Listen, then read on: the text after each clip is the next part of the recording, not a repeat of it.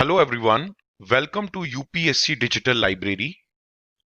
Welcome to the complete course on Social and Political Life Part 1.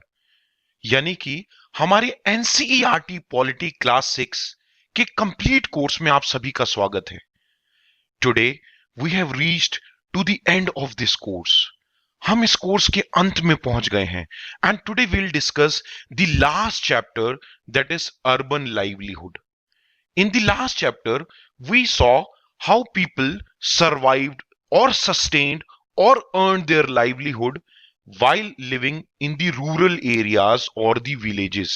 पिछले lesson में हमने ये देखा था कि गांव में लोगों का गुजारा बरस कैसे होता है, उनकी दो वक्त की रोटी कैसे उन्हें मिलती है. इस लेसन में हम ये समझेंगे कि शहरों में जो लोग रहते हैं उनका जीवन यापन कैसे होता है. तो आइए इस लेसन को हम शुरू करते हैं.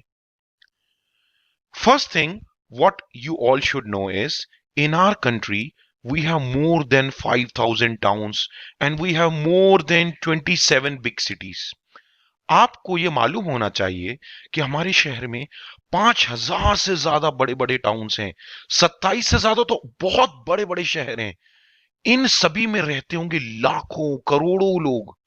तो वो अपना जीवन यापन कैसे करते हैं जो शहरों में रहते हैं. तो आइए एक एक करके हम समझते हैं कि what are the different occupations in which these people are employed. हम ये समझते हैं कि वो कौन कौन से काम हैं जिसमें ये लोग एम्प्लॉयड हैं. If we have to understand this chapter we need to understand a few terms. These terms are informal sector, formal sector, organized sector and unorganized sector. अगर आपको ये चैप्टर समझना है और आपने ये चार टर्म्स समझ लिए तो आपका ये चैप्टर हो गया तैयार. ये टर्म्स हैं informal sector, formal sector, organise sector और अनऑर्गेनाइज सेक्टर. तो आइए एक एक करके हम इनको समझते हैं. Let us understand what is informal sector and formal sector. Now generally informal sector are those in which, let's say, if somebody is doing something but his or her activity is not tracked by the government, is not tracked by the government. If it is not tracked by the government, obviously they will not be taxed nor they will be counted in the GDP. Whereas in the case of a formal sector, this includes those activities or job or occupation done by he or she, whereas the activities are tracked by the government, and as they are tracked by the government, they may be taxed and are counted in GDP.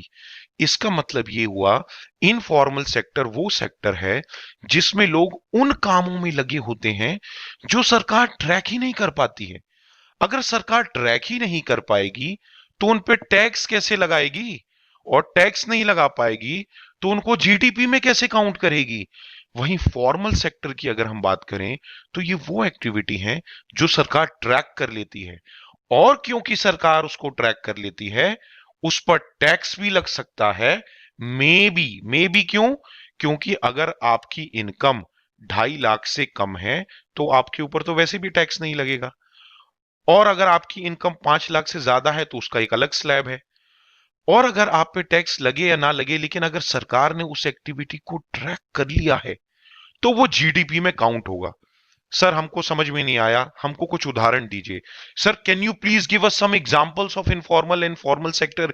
Yes, अगर कोई इंसान rickshaw चलाता है और उसके पास bank account नहीं है, वो डेली का कमाता होगा 50 रुपए, 100 रुपए. If somebody is a rickshaw puller and he is earning 50 rupees, 100 rupees per day, and he does not owns any bank account, these activity will not be tracked by the government. He is somehow barely able to earn his two times of need to fulfill his stomach. As this is not tracked by the government, ये track नहीं हो पाता तो ये GDP में भी count नहीं होगा.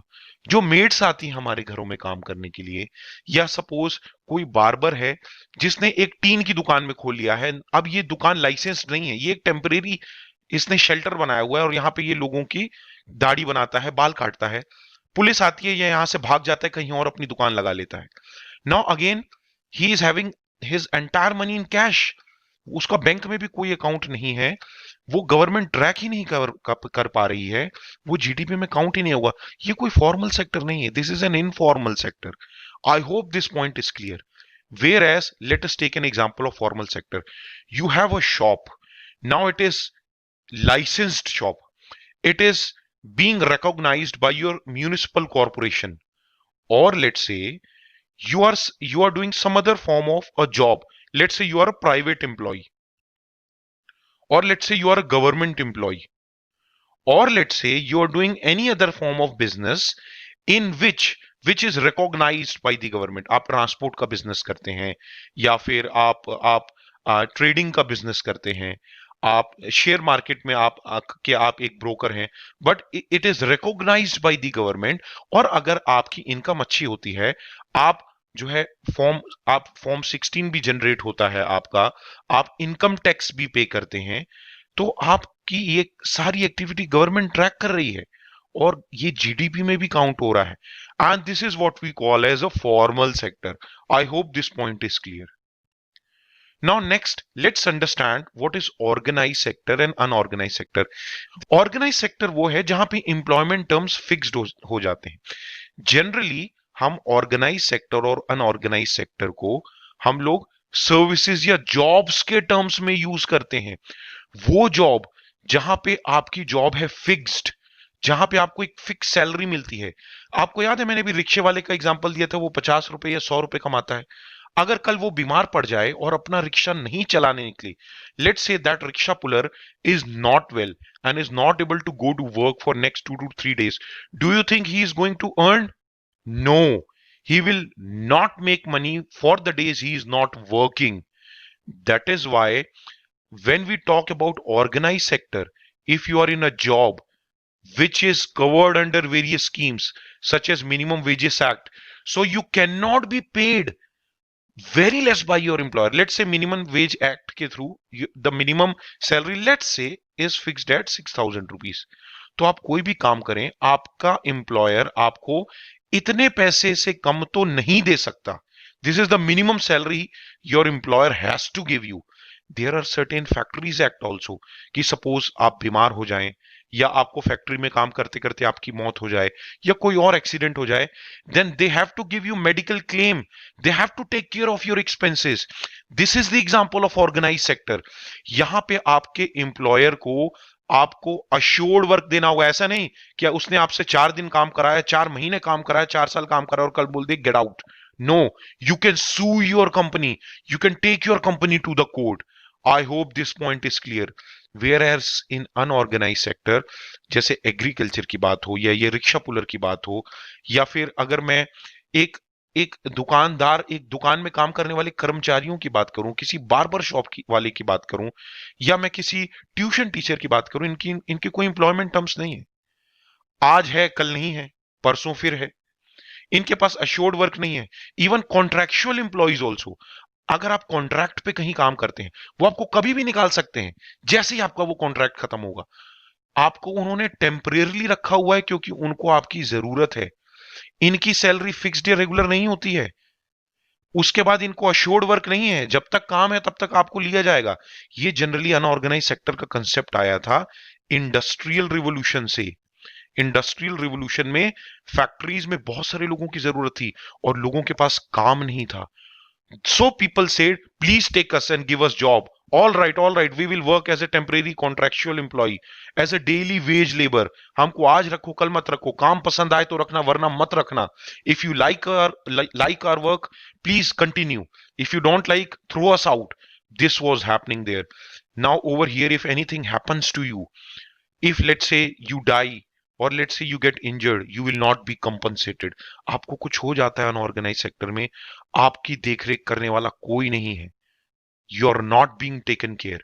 आई hope you guys have understood the difference between organised and unorganise sector. So overall अगर हम लोग फॉर्मल सेक्टर और ऑर्गेनाइज सेक्टर की बात करें, और इनफॉर्मल सेक्टर और अनऑर्गेनाइज सेक्टर की बात करें, if you look at formal sector and organise sector, and अगर हम बात करें इनफॉर्मल सेक्टर और अनऑर्गेनाइज सेक्टर की, तो यहां पर बहुत जॉब सिक्योरिटी है, काफी हद तक, मैं ये नहीं बोलूंगा 100%, बट काफी हद तक जॉब सिक्योरिटी है. People here have assurance. Let's say if some days they are not well, they don't work, still they have a source of income. Their salary will not be cut. Moreover, they are covered under various schemes. They are protected by various schemes such as Minimum Wages Act, Factories Act. Moreover, these are recognized by the government. These are generally counted in the GDP. Whereas it is not necessary that informal sector and unorganized sector would be counted in the GDP. It has to be first of all tracked by the government. It has to be recognized by the government. These are the majority people who are paying the taxes, whereas these are the majority of the people living in our country. So there are only a few people, कुछ ही लोग हैं जो tax देते हैं. बहुत सारी जनता tax नहीं देती. सर ये क्या बोल रहे हो आप? कुछ भी सामान खरीदते हैं हम लोग, anything X Y Z, are we not paying tax? Yes, you are. But what I am saying is, I am talking about income tax. I hope this point is clear. This is actually what is given in the NCERT. NCERT has tried to give you a few stories to make you understand what are the different kinds of occupation. Let's say a rickshaw wala or street vendors. Now, one more important thing about street vendors. Earlier, it was thought that street vendors, the street hawkers, जो ठेले वाले हैं, they were only considered as an obstacle to the traffic. ऐसा माना जाता था कि जो रोड पे ठेला लगाते हैं, चाहे वो उबले अंडे का ठेला लगाता हो, चिकन का ठेला लगाता हो, पानी पूरी का ठेला लगाता हो, सब्जी का ठेला लगाता हो, they were earlier thought that they are just an obstacle to the traffic. But now government has recognized, no, they also have the right to livelihood. They also have the right to livelihood. These are generally those people who have migrated from rural areas to urban areas. याद है? Those people were not getting work in their own villages for 12 months. क्योंकि खेती वो करेंगे किसी एक फसल पे, तो it will be for 6 months. What about the remaining 6 months? They will migrate to urban areas. तो they also have the right to livelihood. फिर सरकार ने अब क्या बोला है? They have the right to livelihood. They should be given certain places within the city. उनको कुछ ऐसी जगह दे देनी चाहिए शहरों के अंदर जहां पर वो अपने ऐसे ठेले लगा सकें, and they can roam around in the city and they can earn their livelihood. I hope this is clear and this is what this chapter was all about. दोस्तों, ये बहुत अच्छी जर्नी थी. मैंने आप लोगों को रियल लाइफ में तो नहीं देखा, मगर यहां से बैठकर मुझे ऐसा फील होता था कि मैं आप लोगों को पढ़ा रहा हूं. आप लोगों के चेहरे पर मुस्कान आ रही है. आप लोग समझ रहे हैं मैं क्या पढ़ाने की कोशिश कर रहा हूं. आप लोगों ने मुझे बहुत प्यार दिया. आप लोगों ने मेरे वीडियोस को लाइक किया, उसमें कमेंट करके मुझे बताया मुझसे क्या गलतियां हो रही हैं, मैं क्या अच्छा कर रहा हूं. It was a great learning lesson for me. Thank you everyone for this. मैं चाहता हूं कि आप सभी लोग हमारे टेलीग्राम चैनल को ज्वाइन करें, क्योंकि अगर आप पढ़ रहे हैं तो आपको बुक्स की जरूरत तो पड़ेगी, आपको नोट्स की जरूरत तो पड़ेगी, आपको पीडीएफ्स की जरूरत तो पड़ेगी, आपको न्यूज़पेपर की जरूरत तो पड़ेगी. Everything I will give you here. मैं चाहता हूं कि आप मेरे इंस्टाग्राम पेज को भी लाइक करें, आप हमारे फेसबुक पेज और ग्रुप को भी फॉलो करें. क्यों? क्योंकि मैं यहां पर रेगुलर अपडेट्स देता रहता हूं. मैं चाहता हूं कि ये सारी अपडेट्स आप तक पहुंच सके. यूट्यूब पे तो सिर्फ मैं आपको पढ़ाऊंगा, लेकिन आपको आपके मन में अगर सवाल आएगा सर सितंबर में क्या होगा, अक्टूबर में क्या होगा, आपके पास डाउट्स हैं, तो आप इनके थ्रू मुझसे कांटेक्ट कर सकते हैं. टेलीग्राम चैनल के डिस्क्रिप्शन पे तो मैंने अपना मोबाइल नंबर भी दे दिया है कि आप मुझे पर्सनली पिंग करके अपने डाउट पूछ सकें. मुझसे जितना जितना हो सकता है मैं उतना आपके लिए करूंगा. Please give your best. You all deserve to crack this prestigious UPSC examination. Please share about our UPSC digital library to maximum people. ये कोचिंग सबके बस की बात नहीं है. सब महंगी महंगी फीस नहीं दे सकते. हमने स्कूल में इतनी फीस दे दी, कॉलेज में इतनी फीस दे दी, अब सब इतनी फीस नहीं अफोर्ड कर सकते हैं. But everybody deserves an equal opportunity to give this exam. Please share this with maximum people. Thank you everyone for watching. It was a great journey together. God bless you all. Goodbye. Not goodbye, goodbye for this lesson. Let's meet again in our new course, that is Ancient Indian History and the Hindu Summary, which we are starting from 1st of August. Take care everyone.